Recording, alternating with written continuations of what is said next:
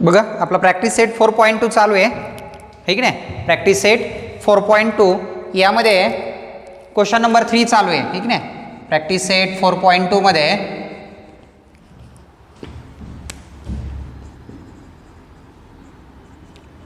Practice set 4.2 question number 3 नंबरचा question चालू आहे, जो की आहे कंपेअर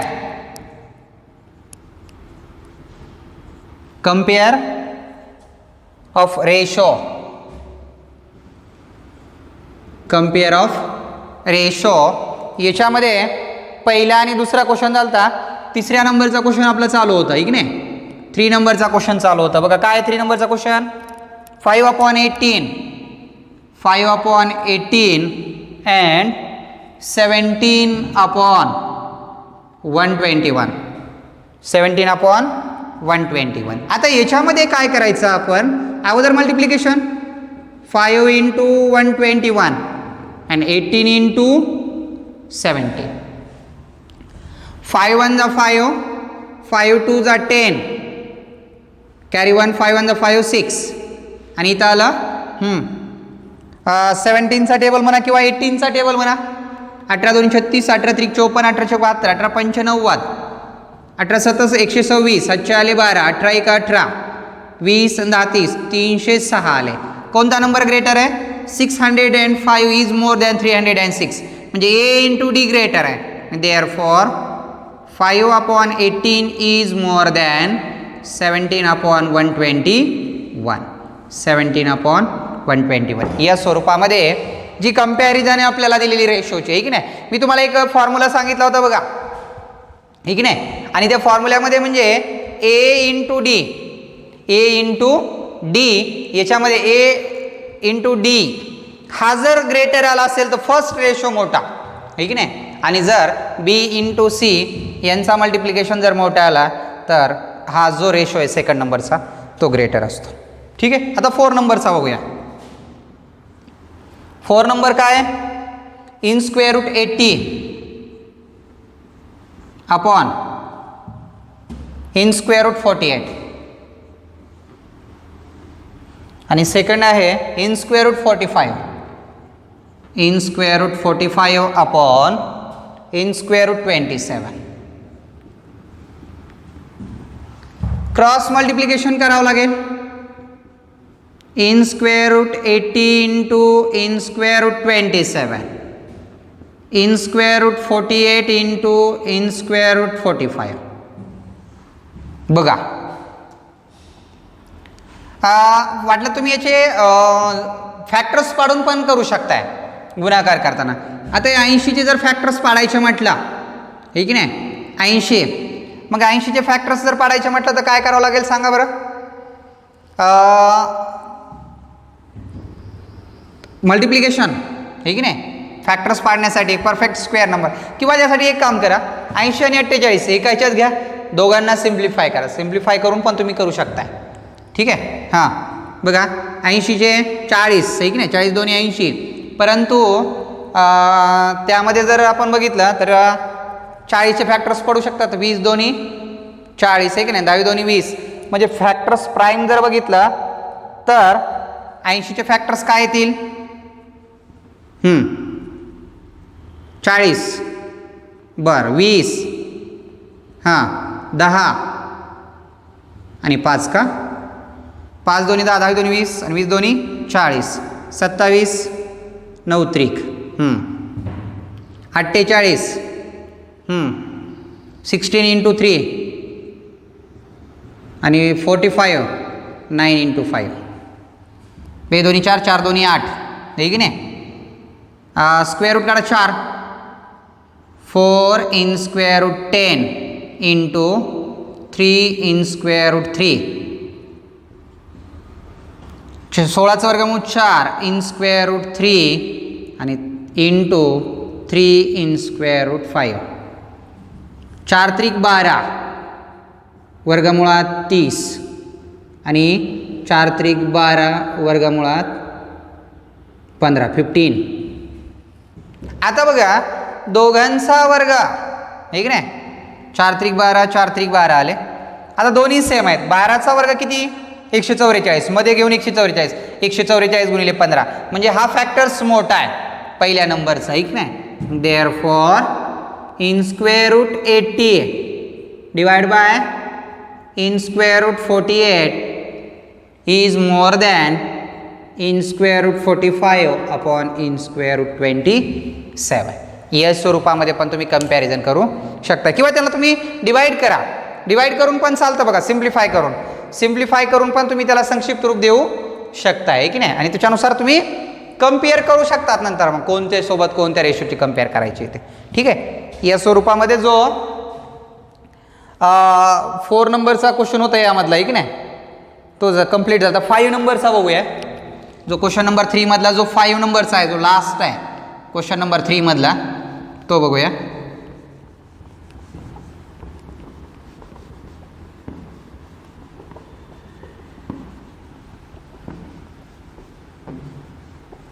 बघा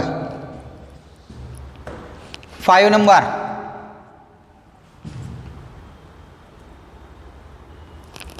(9.2) अपॉन 5.1 कॉमा 3.4 अपॉन 7.1.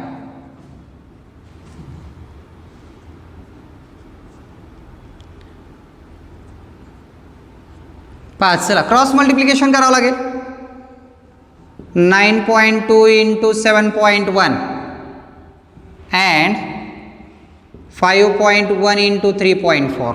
आता यांचा गुणाकार करा हे की नाही. बघा 92 गुणवले 71 2 9 7 2 14 हातचा आला 1 9 7 63 आणि 1 64 9 4 13 3 हातचा आला 1 65 32 2 अंकाना पॉईंट 65.32 आणि इकडचा किती येणार 51 34 4 20 3 15 4 3 7 1 17.34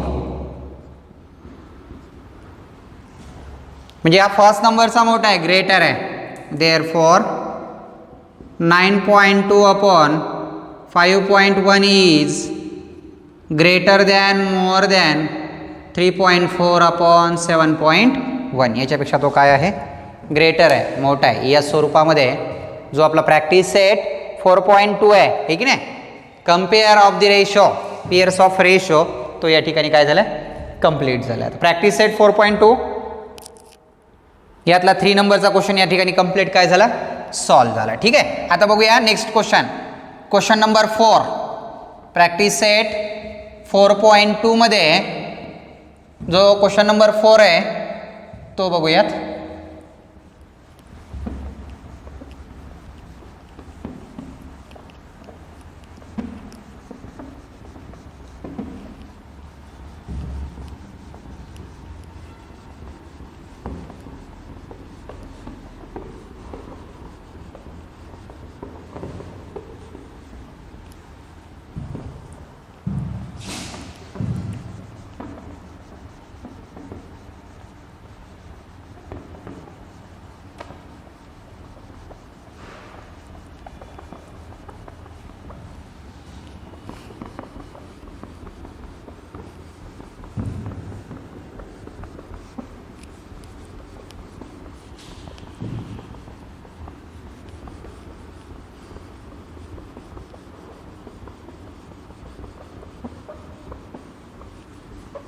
पाच. चला question number 4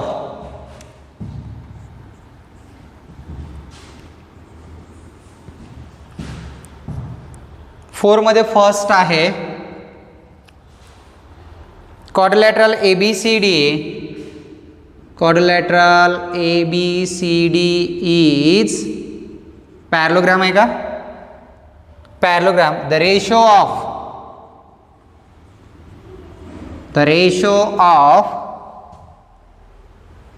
angle A and angle B is 5:4. 5:4. Find the measure of angle B. Find angle B. B angle काढायला सांगितलं. मला सांगा टाइप्स कोणता आहे? पॅरलोग्रामचा टाइप्स आहे की नाही. टाइप्स ऑफ क्वाड्रिलॅटरल कोणता आहे? पॅरलोग्राम. आता पॅरलोग्राम म्हटल्यावर पॅरलोग्रामचे रूल तुम्हाला माहीत पाहिजेत आहे की नाही. पॅरलोग्रामचे जे अँगलचे जे रूल आहेत किंवा जे प्रॉपर्टीज आहेत ते तुम्हाला माहीत असायला पाहिजेत. किंवा पॅरलोग्रामच्या अँगलची काय असतात, काय प्रॉपर्टीज असतात. बरं ते अँगल कोणते आहेत हे माहीत पाहिजेत. अपोजिट अँगल आहेत की ॲडजस्टंट अँगल आहेत आहे की नाही. बघा हा झाला क्वाड्रिलॅटरल. याला नाव देऊ आपण, कुठून पण द्या, काही अडचण नाही. सिक्वेन्समध्ये द्या फक्त. ABCD. ABCD is a parallelogram. The ratio of angle A and B. आता हे अँगल A आणि B हे जे आहेत दोन्ही अँगल हे अपोजिट आहेत का? नाही, not opposite. They are adjacent angle आहेत. म्हणजे लगतचे कोण आहेत. मग ॲडजस्टंट अँगलवरचा रूल काय असतो पॅरलोग्रामचा हा माहीत असणं गरजेचं आहे आपल्याला. अपोजिट अँगलवरचा काय रूल आहे बरं? The opposite angle of parallelogram are congruent. Opposite angle काय असतात? कॉन्ग्रंट असतात. And their adjacent angle are supplementary. काय असतात? सप्लिमेंटरी. मग अगोदर आपण सोल्युशनमध्ये म्हणूया. Quadrilateral ABCD is a parallelogram है की नाही. Angle A and angle B are adjacent angles of parallelogram. Adjacent angle of parallelogram. हे adjacent angle आहेत. मग आता adjacent angle ची प्रॉपर्टीज वापरावं लागेल. The adjacent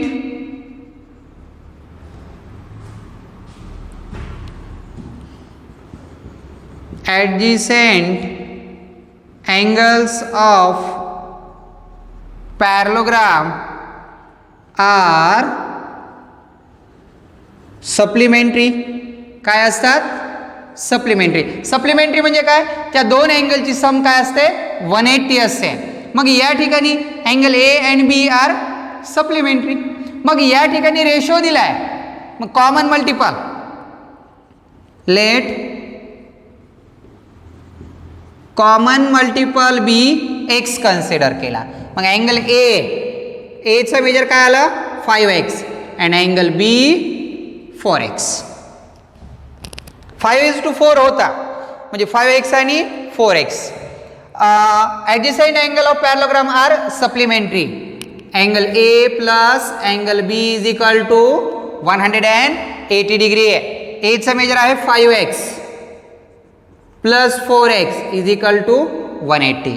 5 plus 4 9. किती येणार? 9x. 9x is equal to 180.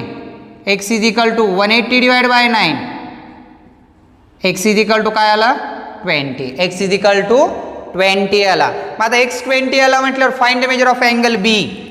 Angle B is equal to काय आहे? 4x आहे. 4 इंटू 20 4 2 8. किती डिग्री आला मग?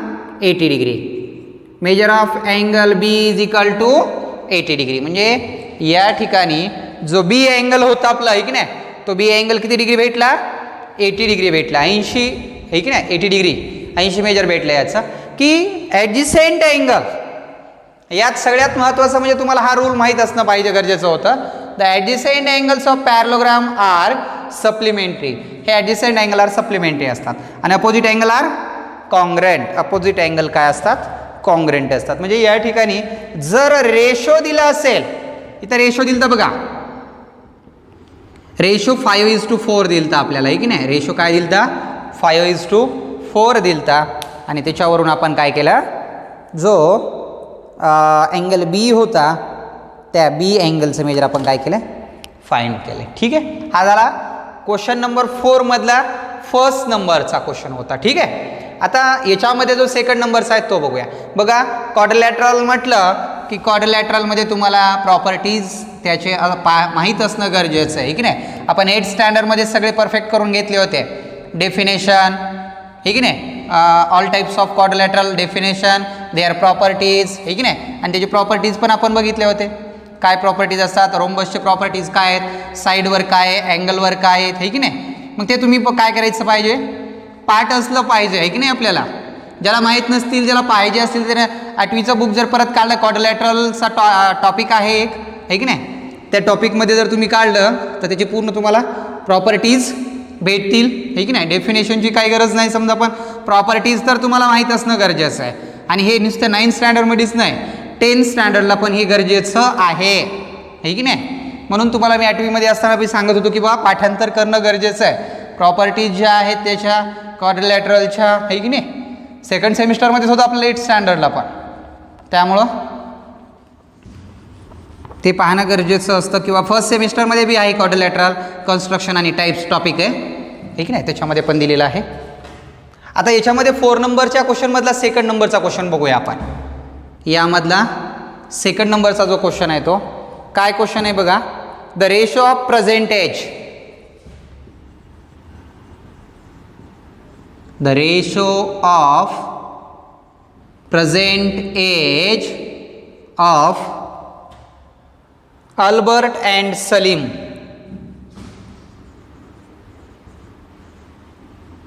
Albert and Salim. Albert, B-E-R-T. Albert and Salim is 5:9. 5 years.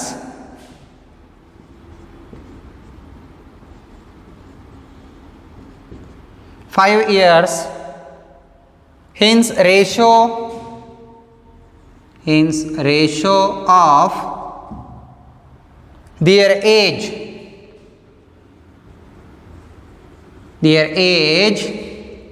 will be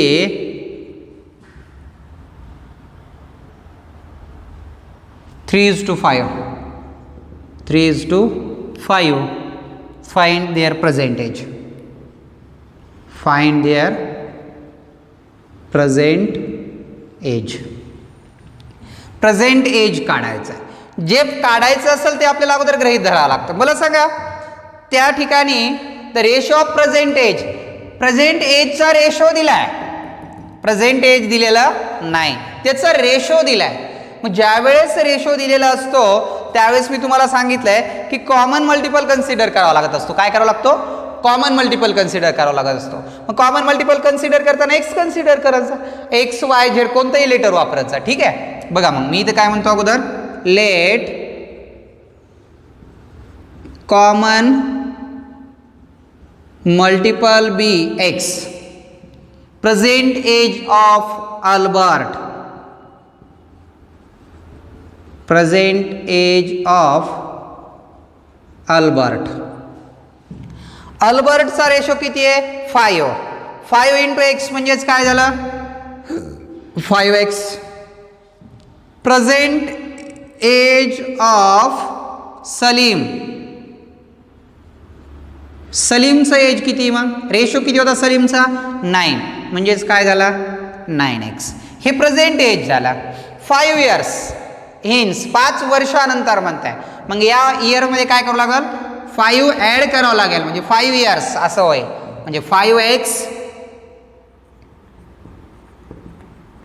after 5 years, 5 वर्षानंतर काय होणार मग, 5x + 5 अपॉन 9x + 5. रेशो काय तयार होतो, 3/5. 3:5 म्हणजेच काय, 3/5. Cross multiplication, 5 into 5 in bracket 5x + 5 is equal to 3 in bracket 9x + 5.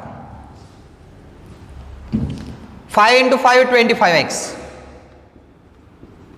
plus 5 into 5 25 is equal 3 into 9 27x plus 5 3s 15. आता हा जो 25x आहे तो पुढे पाठवा, हा इकडे घ्या. 25 minus 15 is equal to 27x minus 25x.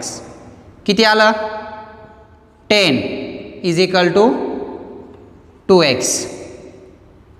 10 divide by 2 is equal to x. 2 5 जा 10. x इज इक्वल टू काय आला 5 आला. आता x कॉमन मल्टिपल भेटला. आता काय म्हटलं find their present age. Present age of Albert. Present age of Albert. अल्बर्टचं प्रेझेंट एज किती आहे 5x. 5 into 5 is equal to 25 years. Albert किती आला 25 इयर्स. अँड सलीम किती होता 9x. 9 into 5 is equal to 45. 9 into 5 9 5 जा 45 म्हणजे 45. आता या दोघांचा रेशो बघा बरं. रेशो किती येतो तर हां 25 आणि 45 आला आहे. यांचा रेशो 3:5 येतो का बघा. ठीक नाही म्हणजे नाही सॉरी प्रेझेंट एज आहे हे 5:9 येतो का बघा. 5 5 25 5 9 45 राईट. 5:9 हा रेशो भेटतो प्रेझेंट एजचा. म्हणजे आपलं आन्सर जे आलेलं आहे ते डेफिनेटली करेक्ट आहे. ठीक नाही का. तर त्यांचा रेशो जो आहे प्रेझेंट एजचा तो 5:9 होता. मग या 25 आणि 45 या दोघांचा जर रेशो काढला आपण तर त्या दोघांचा रेशो पण डेफिनेटली 5:9च येतोय. त्यामुळं आपला जो क्वेश्चन आलेला आहे आन्सर जे आलेलं आहे ते आपण त्याला व्हेरीफाय करू शकतो की ती काय आहे. इट इज करेक्ट आन्सर आहे असं गृहीत धरू शकतो आपण. ठीक आहे.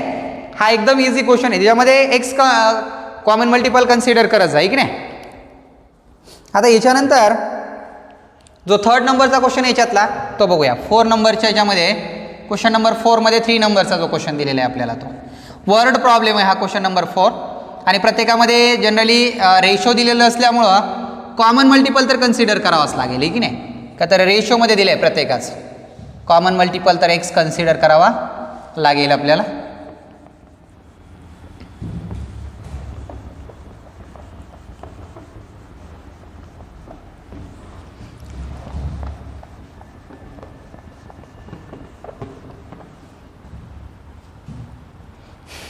बघूयात चला.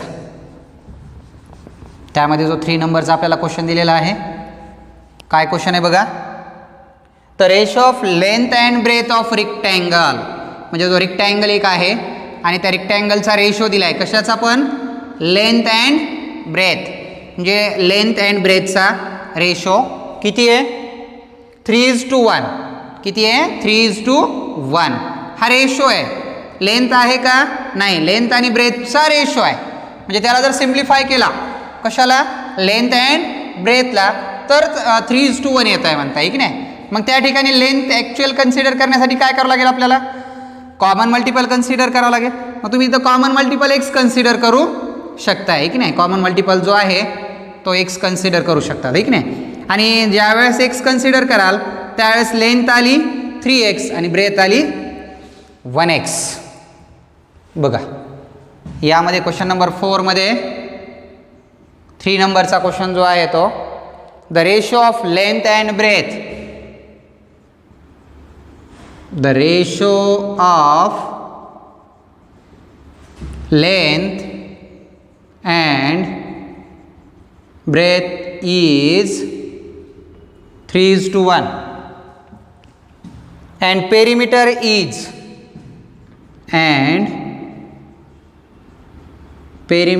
is 36 centimeter. 36 centimeter. Find the length and breadth of each rectangle. Find the length and breadth of rectangle. त्या रेक्टँगलची लेंथ आणि ब्रेथ कन्सिडर करायची. मग सुरुवातीला तुम्हाला काय करावं लागेल let common multiple be X. Length is equal to काय आलं 3x आणि ब्रेथ काय आली 1x. ठीक नाही 1x म्हणजे नुसतं x बी लिहिलं तरी चालतंय. मग मला सांगा पेरिमीटर दिली आहे. मग पेरिमीटर ऑफ रेक्टँगल फॉर्म्युला बघावं लागेल. ठीक नाही फॉर्म्युला कोणता बघावा लागेल? Perimeter of rectangle is equal to perimeter of rectangle 2 in bracket L plus B. 2 in bracket L किती आहे? 3x प्लस 1x आणि पेरिमीटर किती आहे? 36.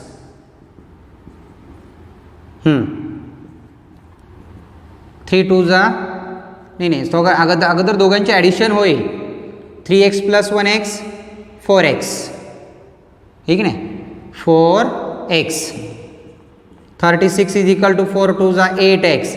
8 इंटू आहेत इकडे आल्यावर अपॉनमध्ये येतील. 36 आहे का perimeter?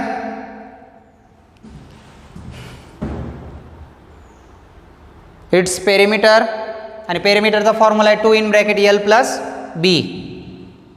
2 in bracket L plus B 4x 4 2 8 8 into आहेत अपॉनमध्ये जातील.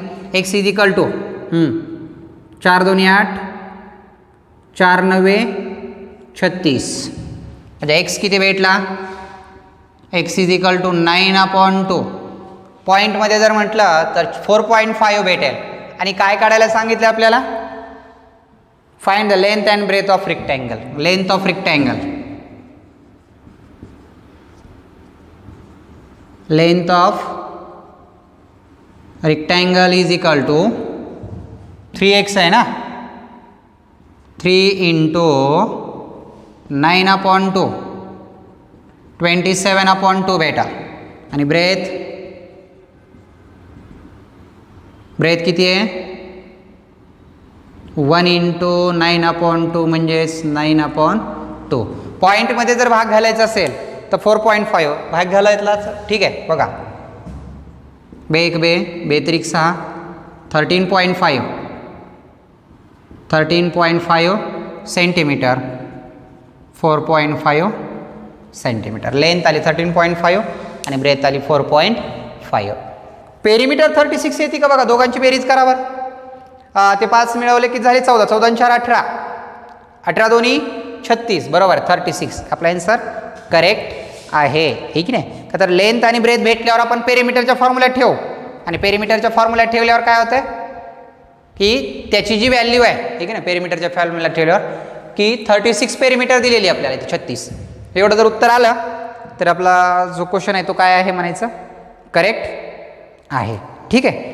आता याच्यानंतरचा जो क्वेश्चन आहे आता 4 नंबरचा तो आपण काय करू आता उद्याच्या व्हिडिओमध्ये बघूया. चालतंय? थांबू आपण या ठिकाणी.